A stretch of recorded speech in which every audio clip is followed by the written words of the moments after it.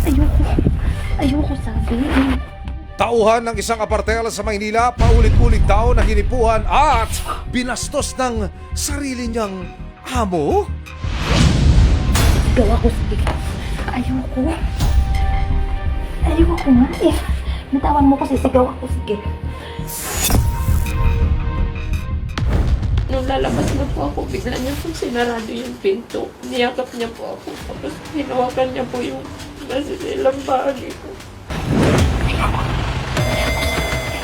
Sabi ko, ayoko. Sumisigaw po ako, sabi ko, ayoko. Sabi ko, pag pinilit mo talaga ako, sisigaw ako. Pero nakakaya po sir eh. Ayoko po nang iskandalo. Nagkasa ang resibo ng rescue operation para mailabas si Marian sa poder ng kanyang amo. Ma'am, pwede pa sa barangay na lang po kayo pumunta. Harap. Hindi pa sir.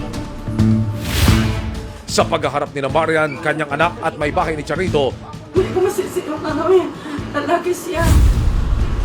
Tapos kailang dalawa palagi dyan sa Wala din po kayo magagawa sa asawa niya. Yung niya po ayaw niyo papuntahin eh.